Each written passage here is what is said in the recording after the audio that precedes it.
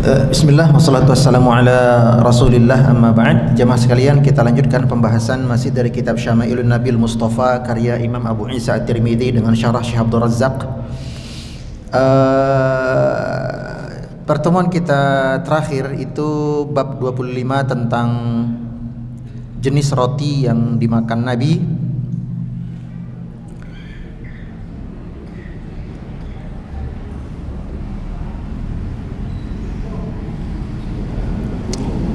Bahwa beliau tidak pernah seumur umur makan roti yang terbuat dari gandum halus, nggak pernah ya, sampai hatta laqiyah ya. Sampai katanya Sahal bin Sa'ad apa, la naqiyah hatta laqiyah ya,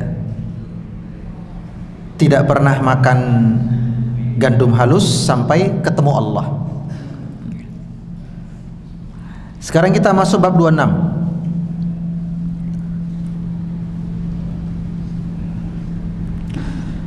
Bab 26 tentang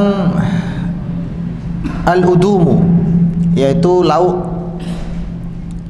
Roti kan istilahnya nasinya ya. Nah, namanya makan nasi pasti ada temennya, lauknya. Lantas lauk apakah yang dijadikan teman makan Nabi? Nah, mari kita simak hadis-hadisnya. Ini panjang ya pembahasan, mungkin 2-3 pertemuan baru selesai. Semoga dimudahkan Allah. Kita bahas satu persatu. Hadis 151.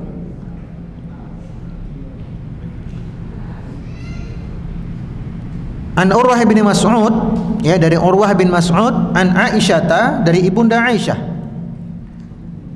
anna Rasulullah sallallahu alaihi wasallam qala, bahwa Nabi sallallahu alaihi wasallam pernah bersabda,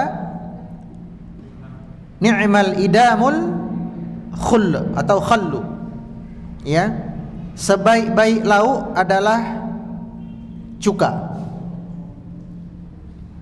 atau selezat-lezatnya lauk adalah al-khallu. Al-khallu itu cuka, bukan cuka-cuka lodeh ya. Cuka. Hadis riwayat Imam Muslim. Ya, sebelum kita lanjut bahasannya, kira-kira terbayang nggak bagi bapak ibu makan roti pakai cuka? Apa rasanya? Tak masuk ya kan? Ora kolu nih cari wong Jawa.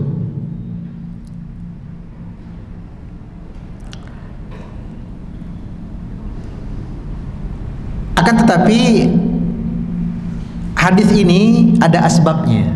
Kenapa Nabi katakan seenak-enaknya lauk adalah cuka, selezat-lezat lauk adalah cuka? Ada sebabnya. Dalam riwayat yang lain dengan matan hadis yang sama tapi jalur yang berbeda. Diriwayatkan oleh Imam Muslim dari sahabat Jabir, ia berkata, "Dzata yaum, suatu hari, ya, aku menemani Rasulullah sallallahu alaihi wasallam. Tiba-tiba ja'at rajul yad'u li Rasulillah sallallahu alaihi wasallam ila baiti." Ya. Jadi ada seseorang laki-laki datang kepada Nabi sallallahu alaihi wasallam, memanggil beliau, mengajak beliau untuk ke rumahnya. Diundang untuk makan-makan, gitu ya.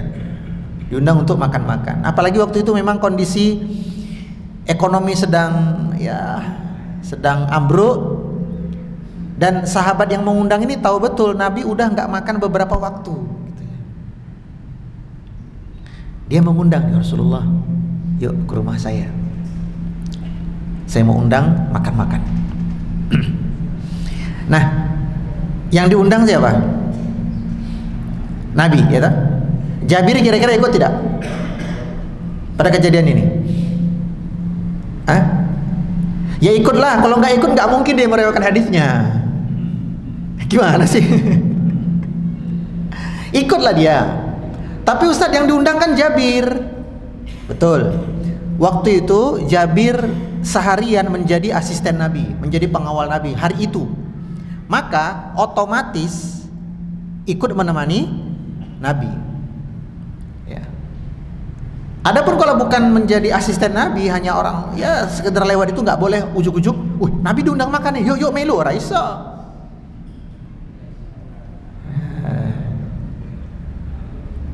Karena hukum asal undangan itu kita tidak boleh hadir kecuali diundang.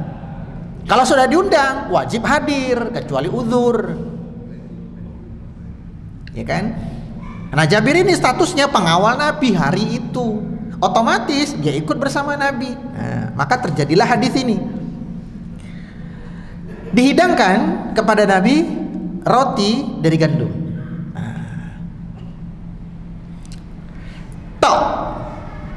Kira-kira ini jenengan diundang makan sama tetangga, yuk makan rumah saya.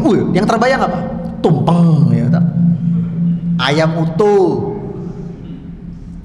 sambal matah, kerupuk udang, nasi uduk. Nabi datang nih sama Jabir, deg-deg-deg, duduk. Yang terhidang apa? Mung roti kering, jenengan diundang makan sama tetangga, dihidangkan mari biskuit. Mungkin dalam bayangan kita, ini masih apa? Muqaddimah, ya toh. Ya toh. Ditunggu 15 menit kok nggak ada signifikansi perubahan ini. Pura-pura nanya, ngapunten Pak, saya sepertinya mau lanjut perjalanan. Mancing ya kan. Oh iya ya monggo lah, kok monggo, berarti mau kita.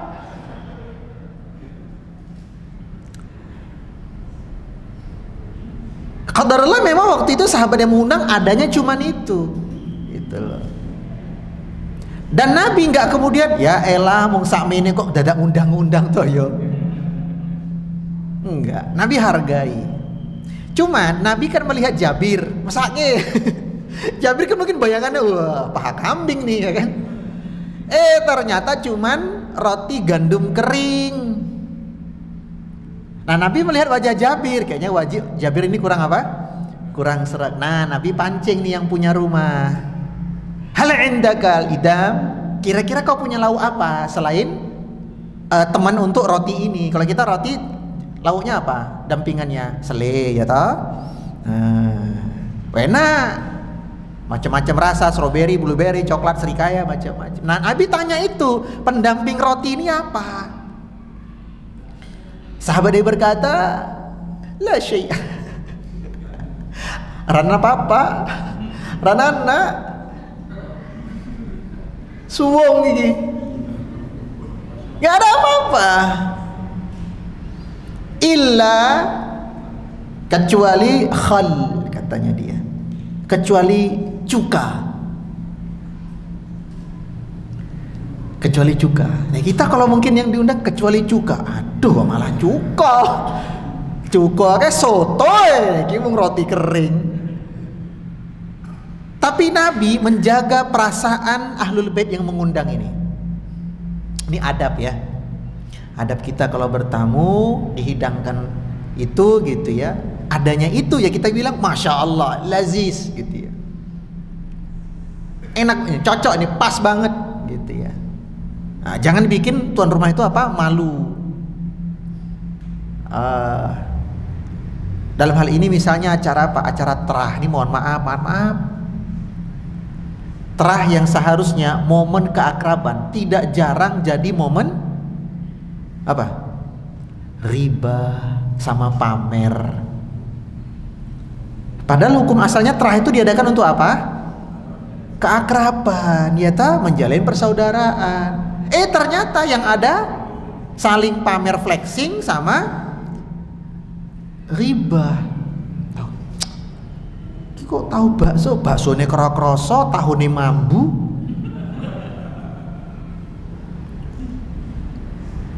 Iki data-data kayak kucing ora gelem iki kucingnya iki, malah dihidang kayak kita iki piye iki. Ya kalau nggak mau tinggalkan aja. Ya. Ini kejadian Pak Bu, saya pernah ngisi pengajian karyawan salah satu kantor. Nah kebetulan namanya acara kan pasti ada yang dikorbankan untuk jadi seksi-seksi acara ya toh. Dan biasanya yang dikorbankan itu karyawan-karyawan yang baru. Gitu, ada yang bagian MC, ada yang bagian hubungi ustadz jemput ustadz, ada yang bagian konsumsi, ada yang bagian perkap, kan macam-macam. Nah, qadarullah yang kena nih bagian konsumsi. Dia sebenarnya nggak punya salah, wong dia cuma mesen kayak kok, bukan buat gitu loh. Mesan 4 snack dalam 1 kotak. Itu tadi tahu bakso, emping, arem-arem, sama kue dadar. Nah, qadarullah tahu baksonya fail, gagal. Jadi kayak dah basi gitu loh. Digigit tuh ada airnya tuh loh. Kayak ada benang jaring gitu loh. Wih. Masalahnya teman-temannya yang memakan itu protes di grup.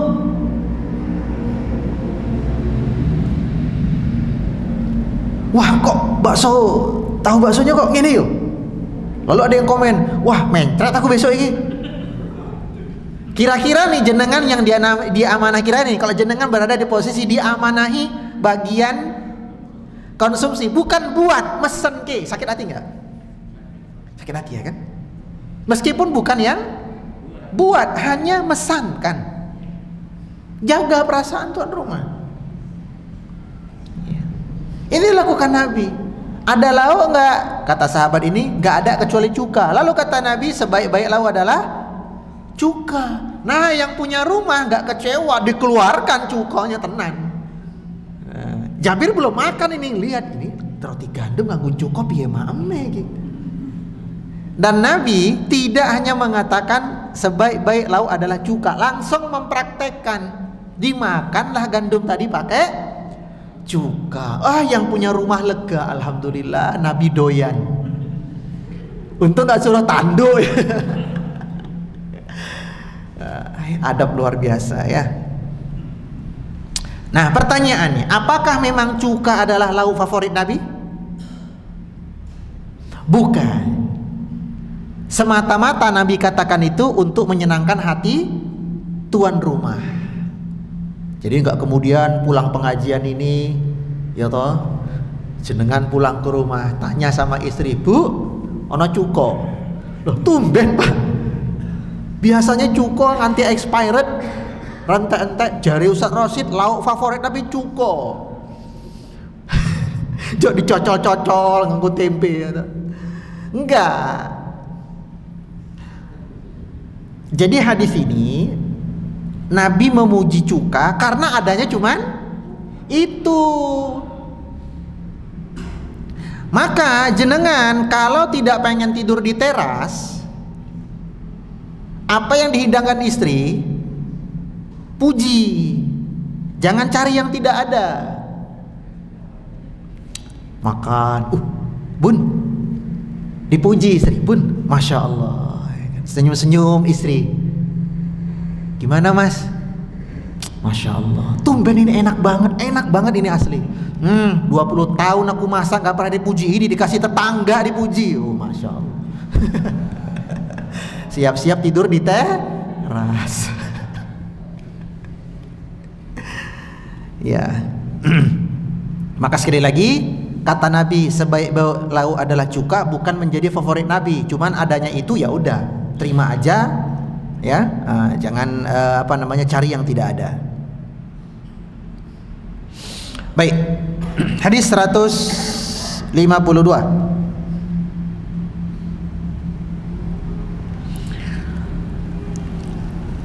An Simak bin Harb, ini seorang sahabat ya. Qala, ia berkata, sami'tu Nu'man ibn Bashir yaqul, saya mendengar Nu'man bin Bashir berkata. Jadi sahabat meriwayatkan dari sahabat. Berkatalah Nu'man, alastum fi ta'amin wa syarabin ma syi'tum. Nah, ini peristiwanya, asbabul wurud ucapannya ini adalah waktu itu sahabat-sahabat sedang makan-makan ya, gitu ya. Ada Simak bin Harb, ada Nu'man bin Bashir, dan sahabat-sahabat yang lain sedang makan-makan. Nah, di tengah acara makan itu, pas mau mulai makan, baru sudah dihidangkan, Nu'man tanya nih sama orang-orang, alastum fi ta'amin wa syarabin ma syi'tum. Ya. kalian ini udah enak. Kalian ini sudah enak. Kenapa? Apa yang kalian mau, apa yang kalian pengen makan ada gitu. Lalu orang-orang situ bertanya, emang kenapa dengan zamanmu, yaitu zamanmu dengan Nabi dulu? Nu'man berkata, laqad ra'aitu nabiyyakum ma yajidu minad daqali ma yamla'u batnah. Sungguh aku telah hidup bersama Nabi kalian, dan tidak pernah Nabi kita itu makan sampai kenyang meskipun dengan daqal. Daqal itu kurma yang paling jelek ya. Jadi Nu'man ini mengajak sahabat-sahabat muda dan tabi'in senior itu untuk bersyukur. Jadi sebelum makan dikasih tausiah singkat aja, kalian ini dah enak loh, pengen apa ada, lebih mudah gitu. Saya dulu bersama Nabi, tidak pernah aku dapati Nabi ada satu hari makan sampai kenyang meskipun dengan kurma jelek. Kurma jelek aja nggak pernah, apalagi kurma yang bagus, nggak pernah.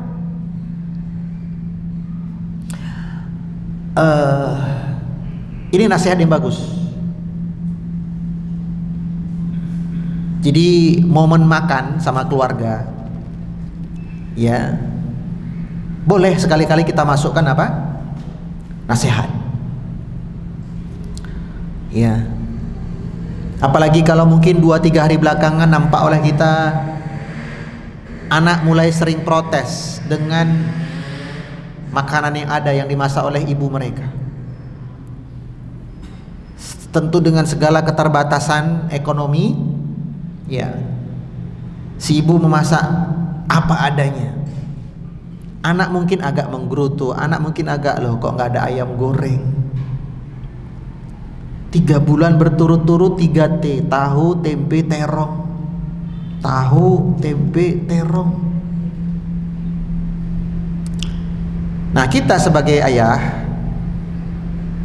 untuk menanamkan respect dan hormatnya anak kepada ibu, meski dalam hal masakan, boleh kita membandingkan apa yang mereka dapatkan hari ini dengan apa yang kita rasakan dulu waktu kecil. Iya, boleh kita bandingkan. Kalian ini udah enak loh,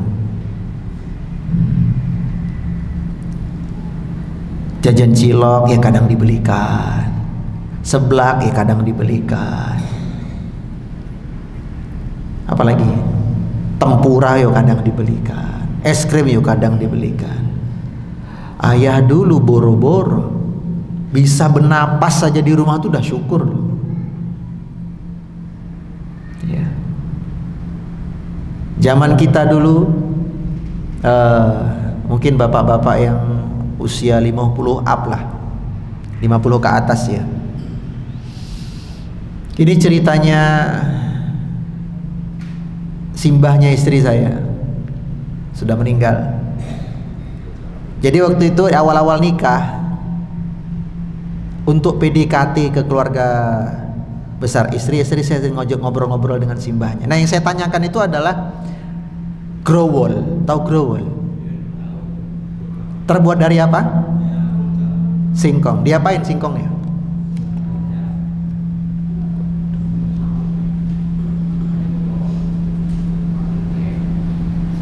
Terbuat dari apa?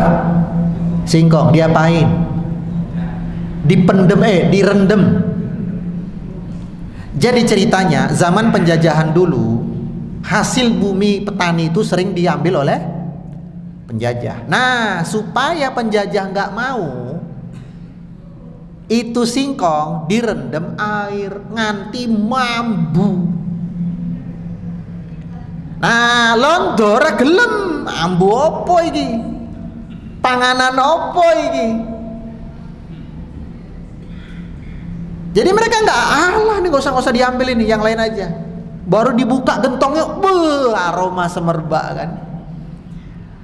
Nah, awalnya mereka orang lokal ini pun nggak kuat makannya, tapi karena terpaksa adanya itu, ya dimakan. Nah, saya orang Medan, Gak pernah begituan. Sama simbahnya istri dihidangkan kileh growol. Ambune kok aneh gitu. Dik, kenapa mas? Apa? Oh, enak kuy mas growol. Nah, karena istri saya bilang enak, inilah terlalu percaya sama pasangan, bahaya juga ini. Oh enak toh? Iya mas. Yo, rada mirip getuk jare. Nah, saya kan doyan getuk. Saya sendok lah satu, saya cuil satu, saya makan. Astagfirullah. Arep dilepeh kok simbahe mantengi kaya ngene. Ora dilepeh kok enek. Cerita simbah saya itulah, oh kami dulu gini-gini. Nah, tadi yang saya mau mengeluarkan itu pakai tisu, mendengar cerita simbah itu saya terenyuh. Ya Allah, begini ya. Ya. Nah, jadi dari kisah aja itu bisa menggugah hati kita bahwa yang kita rasakan hari ini tuh jauh lebih baik daripada apa yang dirasakan orang tua kita dulu. Ya, tapi sekarang growol sudah modern. Ya, digoreng pakai bumbu jadinya. Tapi tetap ambune ono. Bagi yang doyan, sing digolek iki ya ambunya kuwi. Ya. Ya. Jadi bersyukur, banyak-banyak bersyukur.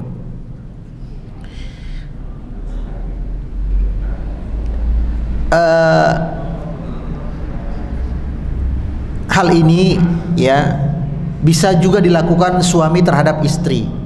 Sebab apa? Sebab ujian terberat seorang istri itu kan harta. Ada duit abang disayang? Hah? Nggak ada duit? Ah bodoh, abang ditendang. Ya ujian terberat. Ini laki punya duit, punya istri, punya duit. Duit istri habis, suami santai aja. Kenapa? Kamu tuh tanggunganku, santai aja. Suami punya duit, istri punya duit.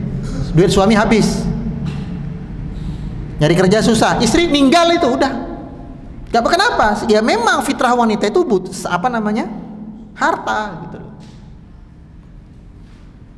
Nah, untuk melembutkan hati,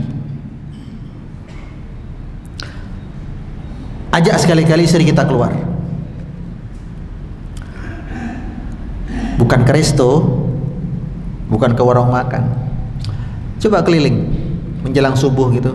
Asal nggak takut begal ya, nggak takut kelitih. Keliling, lewati TPA. Bukan TPA sing ngaji kui. Ya, sampah-sampah itu loh. Spot-spot pengumpulan sampah di Jogja dan sekitarnya. Saya beberapa kali ngajak istri saya begitu. Bukan karena istri saya tiba-tiba membangkang saya, enggak. Tapi ini untuk menundukkan pandangannya kembali, membuat kakinya kembali menjejak ke bumi. Dan bukan berarti saya nggak ngasih dia apa-apa, tidak. Tetap saya nafkahi betul. Tetapi karena fitnah wanita itu adalah harta godaan terberatnya, saya ingin melembutkan hati dia kembali menjejakkan kakinya di bumi. Saya ajak keliling. Saya lihatkan itu dulu. Ada orang yang bertahan hidup makan dengan apa yang kita campak. Ya. Di saat kita memilih rasa, mereka memilih tetap hidup. Ajak sekali-kali keliling. Biar apa? Biar tumbuh rasa syukur. Lihat Nabi, seumur-umur gak pernah makan sampai kenyang meskipun dengan kurma yang paling jelek. Lah kita stok makanan di kulkas sampai expired gak habis-habis. Ini khawatirnya saya masuk bab apa? Israf. Israf itu berlebihan dalam perkara yang halal. Kalau mubazir beda lagi. Mubazir itu menggunakan kenikmatan untuk maksiat, mirip kufur. Ya, jadi kalau berlebihan itu namanya israf. Allah Azza wa Jalla berfirman, "Innallaha la yuhibbul musrifin." Allah tuh nggak suka sama orang-orang yang kelewat batas, berlebihan itu ya.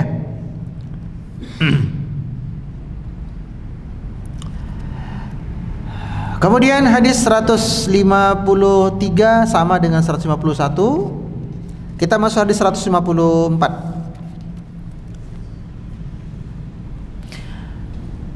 An Zahdam Al-Jarmi qala, dari Zahdam Al-Jarmi ia berkata, kunna 'inda Abi Musa Al-Asy'ari. Pernah kami sedang duduk-duduk bersama Abu Musa Al-Asy'ari. Abu Musa Al-Asy'ari ini salah satu sahabat senior yang Ahlus Sufah. Tahu Ahlus Sufah? Orang yang tidak punya tempat tinggal. Tinggalnya di mana? Di Masjid Nabawi. Ya, jumlah sekitar 35 sampai 40 orang.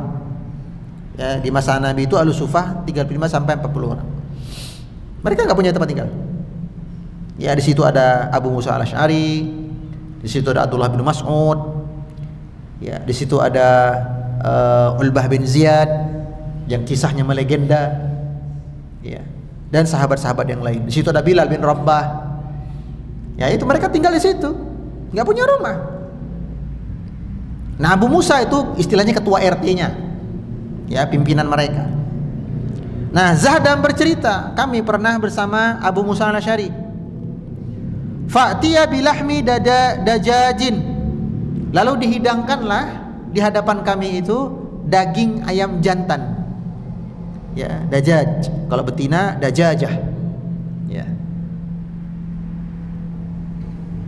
Lalu fatanahai rajulun minal qaum. Tiba-tiba salah seorang laki-laki berdiri dan meninggalkan hidangan. Tidak menyentuh makanan sedikit pun. Faqala, maka Abu Musa tanya kepada itu orang, malaka, kamu kok pergi? Ini sedang baru dihidangkan makanan, kok kamu pergi? Faqala, laki-laki ini berkata, inni ra'aituha ta'kulu syai'an. Aku pernah melihat ayam jantan itu makan dari tempat yang kotor. Nah, fahalaftu, maka aku berjanji kepada diriku sendiri, Allah akulah, nggak pernah lagi, aku nggak akan makan ayam. Jadi ada punya sisi apa? Trauma. Jadi dia pernah melihat ada seekor ayam makan dari tempat sampah, kotoran-kotoran. Dia jijik nih. Dia bersumpah, dia bertekad, nggak lagi makan ayam. Tiba-tiba dihidangkan ayam, nah dia nggak mau, dia pergi. Ya, dia pergi. Qala udunu. Lalu Abu Musa berkata, sini dulu, sini tak kandani. Fa inni ra'aitu Rasulullah sallallahu alaihi wasallam ya'kulu lahmu dajajin. Asal kamu tahu ya, Nabi pernah makan daging dari ayam jantan. Pernah. Aku pernah melihat sekali. Hadis riwayat Bukhari Muslim. Ya. Apa faedah dari kisah ini? Pertama,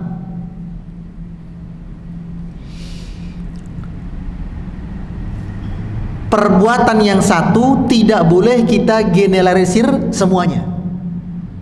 Contoh kisah ini, gara-gara dia pernah melihat satu ekor ayam makan dari tempat yang kotor, lalu dia pukul rata, pokoknya ayam kabeh ngono. Ini namanya apa? Ambil sampling terus dipukul rata. Boleh nggak bersikap seperti itu? Gak boleh.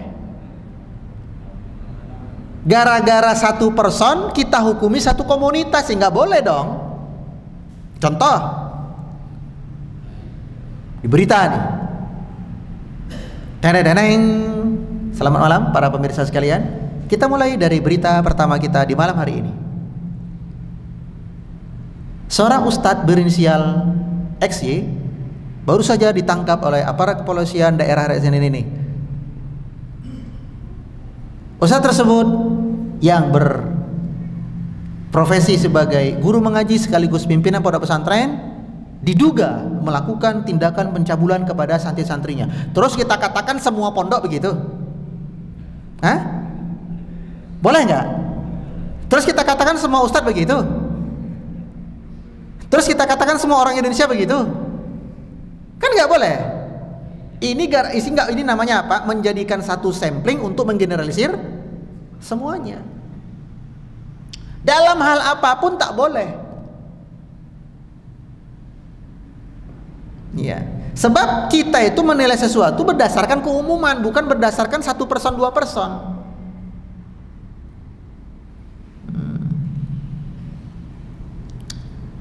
Dalam hal apapun nggak boleh.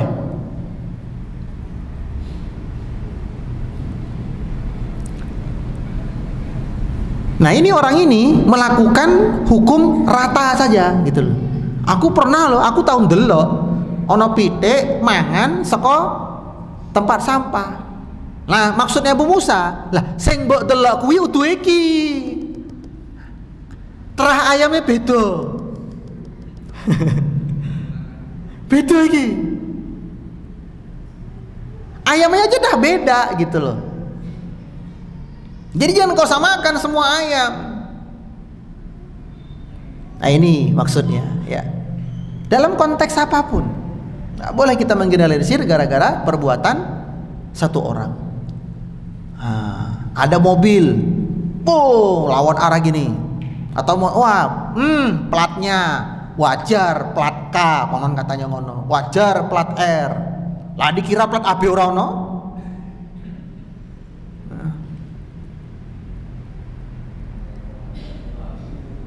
Ya tetap ada orang-orang kayak gitu dimanapun pasti ada, tapi nggak boleh kita generalisir.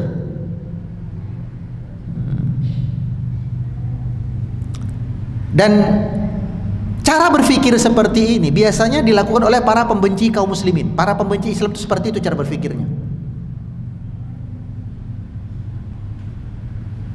Ketika ada satu kejadian tindak kriminal yang dilakukan oleh yang diustadkan, yang dikiaikan, wah langsung itu bubarkan semua pondok. Ya maksud lo apa kan kita bilang begitu. Udah kayak pola pikir PKI nih. PKI dulu yang dia incer apa? Pondok-pondok kan.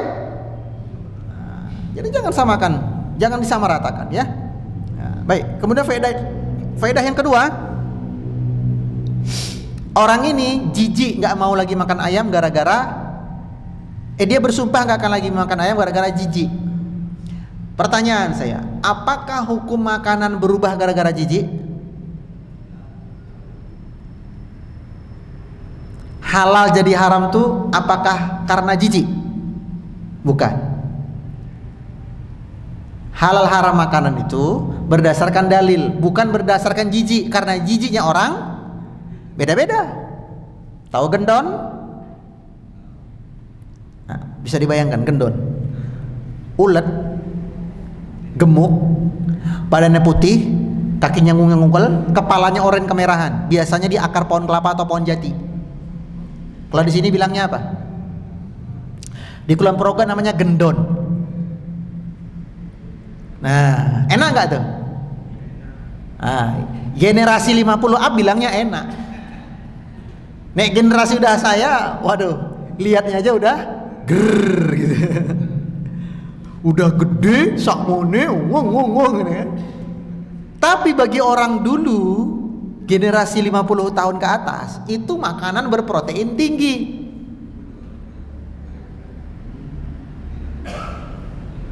Apakah kemudian misalnya nih saya jijik kemudian gendon jadi haram hukumnya? Tidak.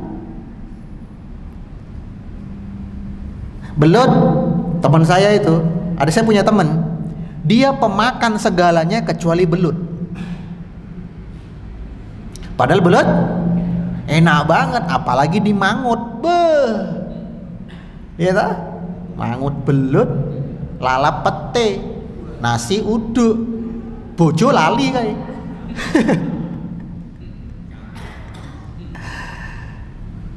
Apakah kemudian hukum belut berubah gara-gara teman saya jijik? Ya enggak.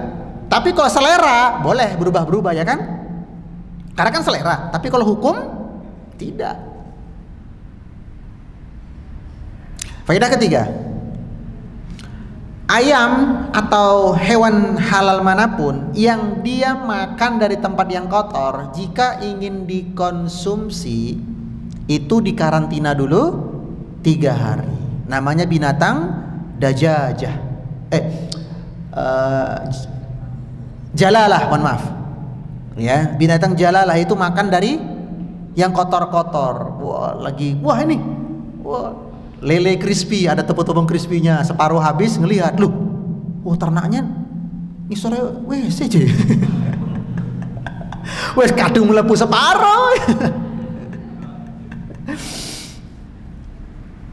Nah, lele misalnya ya, diternak di tempat yang kotor, kalau mau disiap konsumsi dikarantina dulu 3 hari dan dikasih makanan yang enak.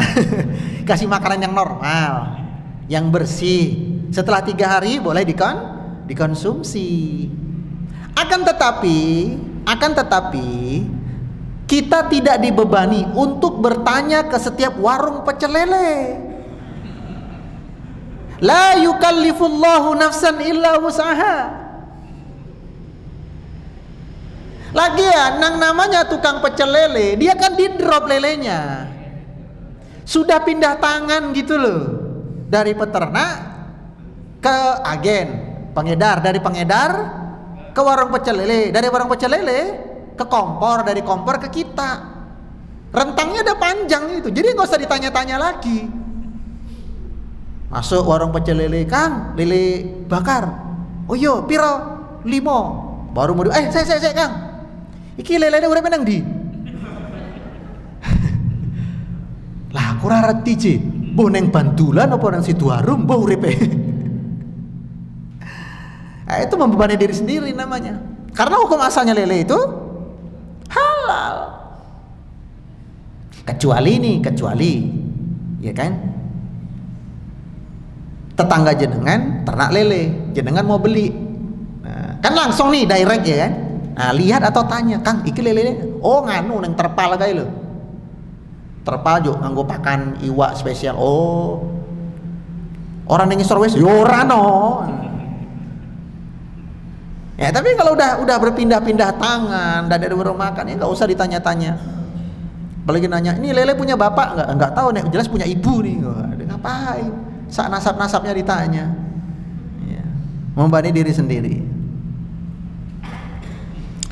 Kemudian di sini Abu Musa Al-Asy'ari menguatkan sahabat ini untuk kembali semangat makan ayam. Itu dengan menyebutkan Nabi pernah makan ayam dan Nabi nggak tanya-tanya, iki ayamnya pangane opo. Nah, ya. Khair.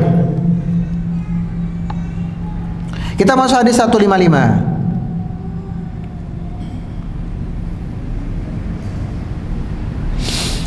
An Ibrahim bin Umar bin Safinah. Dari Ibrahim bin Umar bin Safinah an abihi, berarti Umar ayahnya. An jaddihi, yaitu kakeknya Safinah. Safinah itu nama laki-laki ya. Artinya apa Safinah? Kapal. Ya. Oh, sudah habis waktunya. Ya, wallahu taala alam. Subhanakallahumma wa bihamdika asyhadu an la ilaha illa anta astaghfiruka wa atubu ilaik. Assalamualaikum warahmatullahi wabarakatuh.